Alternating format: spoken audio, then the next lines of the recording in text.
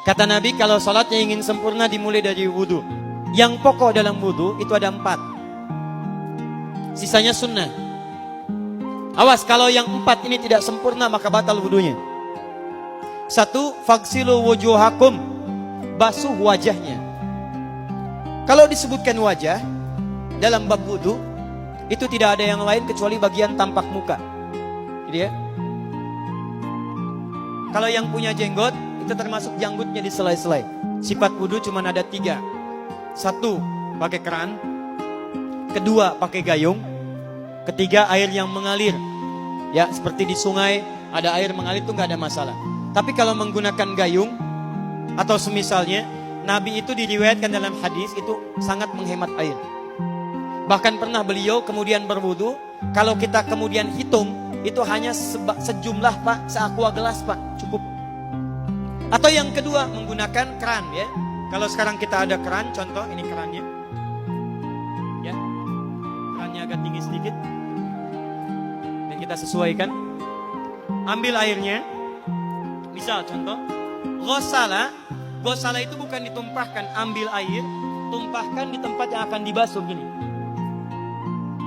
Yang telunjuk itu kemudian menghapus atau menghilangkan kotoran di sela-sela mata, contoh.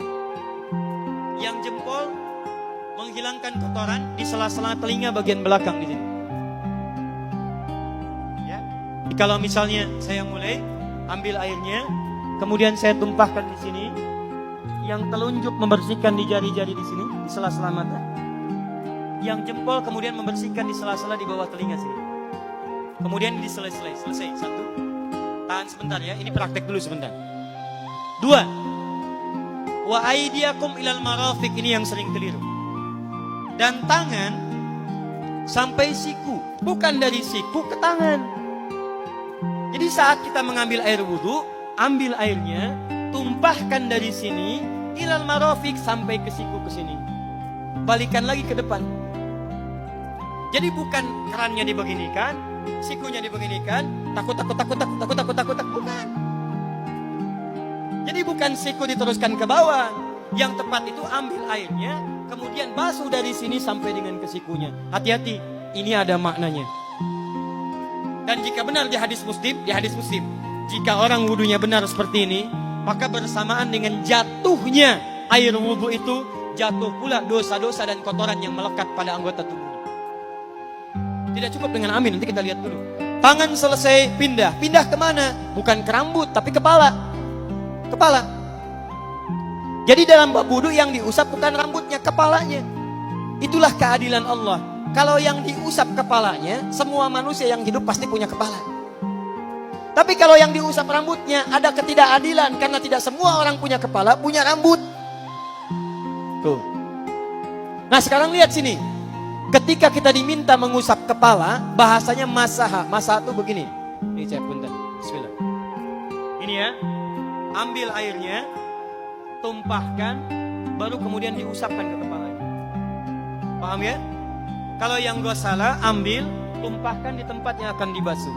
Tapi kalau masaha, hati-hati. Ambil airnya, tumpahkan, baru diusap. Jadi bukan diambil air, tumpahkan di kepala. Yang dibasuh kepalanya bukan rambutnya. Jadi kalau ada laki-laki, sudah dandan, sisiran, rapi, tiba-tiba keran dibuka, yang diusap cuma rambutnya, ulak. Itu batal wudunya. Tidak sah. Terus diulang. Terakhir kaki. Kaki dibasuh sampai dengan bagian mata kakinya, dan ini tidak perlu saya terangkan karena mudah bagi kita untuk mempraktekannya. Tapi yang ingin saya jelaskan satu ini saja. Perhatikan baik-baik. Yang 4 ini wajib wudu. Tambahannya sunnah. Niat dimasukkan dalam wajibnya. Lihat sini. Kumur-kumur sunnah. Telinga sunnah, istinsyak sunnah. Yang 4 ini wajib.